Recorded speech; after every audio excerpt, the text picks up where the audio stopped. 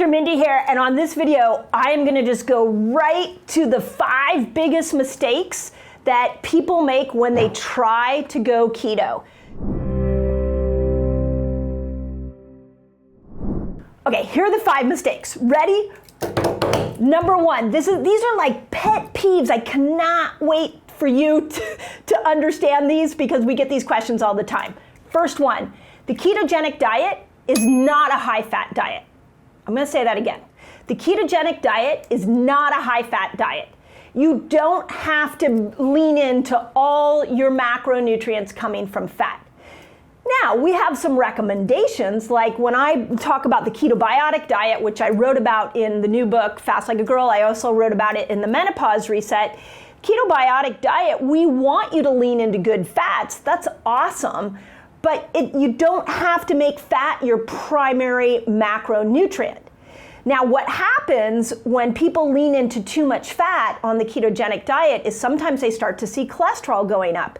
So if you love fat, you're an avocado fan, a nut butter fan, you do the keto cups like I'm constantly recommending, then those are good fats, but you don't have to put all your focus on fat as the macronutrient. When you come to the ketogenic diet, think of fat as a blood sugar stabilizer. That's all it's doing, is just keeping your blood sugar stable so that you're less hungry. Okay, point number 2. People, when they go keto, they increase their protein and then they eat too much protein.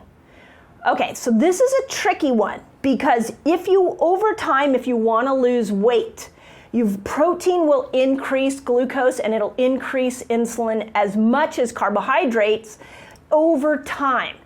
So if you've come to the ketogenic diet and you're finding that you're not getting the weight loss result that you want, then I want you to look at protein, make sure you're not eating too much protein. Remember, when we look at those macronutrients, protein does spike glucose.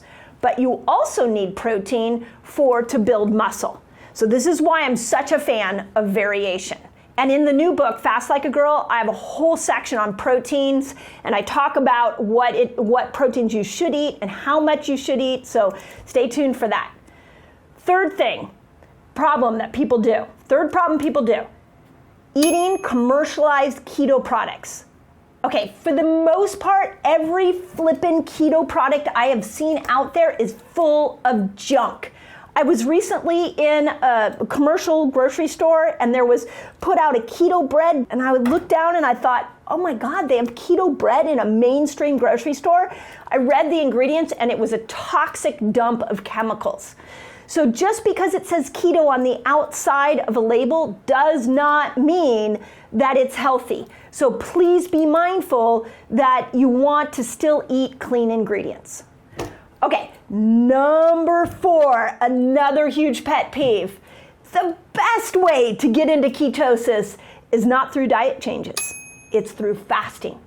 So why are you on the keto diet? You're on the keto diet because you want to lose weight and you want those ketones to heal, you want to burn more fat. Well, guess what? The first step should be fasting. Start compressing your eating window and elongating your fasting window, and you'll get into ketosis faster than eating all day long, depriving yourself of carbohydrates, eating the wrong fats, eating all the commercial keto products. That is the hardest way to get into ketosis. Easiest way? Let's compress your eating window, leaving more time for fasting. Okay, number 5, and this is another pet peeve, is the biggest mistake people make with the ketogenic diet is whatever path in they find, they get so excited about how they feel, they keep eating the same way, they keep fasting the same way, they do not vary in and out of ketosis. Women specifically, I want to chat with you here for a moment because if you have a cycle, you are not meant to stay into ketosis all the time, specifically the week before your period and during ovulation. In the new book, Fast Like a Girl, I map out everything a woman needs to know about fasting, and the ketogenic diet is in that book. So just put Fast Like a Girl in the comments and my team will send you a link. But the important part I want you to understand is the ketogenic diet, especially for women, is made to cycle. And if you have a normal menstrual cycle or a regular menstrual cycle, you will cycle it to that. Postmenopausal women, I have a whole nother strategy for you. I have other videos for you. I have a whole book for you. It's called The Menopause Reset. You can find it there. Men, you don't have hormones to map it to, but you definitely need to cycle it. Ketogenic diet is fabulous in the beginning for men and women, but if you stay there and you don't go in and out of what we call feast-famine cycling, it may be more difficult. So those are my 5 things that I really encourage you to avoid, traps to stay away from. I really hope it helps. Okay, have you been watching my videos and you're like, I don't know how to put this stuff all together? You might need my fasting lifestyle free course. I'll teach you exactly how to do it. Just click on the link below. It'll take it to you and it's absolutely free. My gift to you. I want to bust a myth about the ketogenic diet. And that myth is that in order to get into ketosis, you've got to elevate your fat intake. So remember, when we are pairing our food with our fasts, in the food realm, we don't think about calories, we think about macros. And there are 3 macros that we have to think about when it comes to our blood sugar and metabolic switching. So the first macro is carbohydrates. Now, here's what you need to know about carbohydrates. Not all carbohydrates are made equal. So a simple carbohydrate like a cookie or even a piece of bread is going to spike that blood sugar really high. And as high as that blood sugar goes, that is going to make it more difficult to get into the fasted state. It's also going to fill your glucose bucket, where you're going to start to see that your glucose numbers are higher on a fairly regular basis. So as a general rule, when you're applying the principles of a fasting lifestyle, we want to lean into these simple carbohydrates in very minimal amounts. Now with bread, you don't have the sugar in it, so it may spike your carbohydrate load a little less. It's not going to have as strong of a glucose reaction, but the best carbohydrate is what I call nature's carbs. And nature's carbs are powerful because they have fiber in it. And that fiber combined with the carbohydrate load of a vegetable or a piece of fruit makes it so that your blood sugar doesn't spike as high as it would with a piece of bread. Now, the second macro that we love when we're building a fasting lifestyle is protein. And protein is really powerful for 3 reasons. 1, it kills hunger.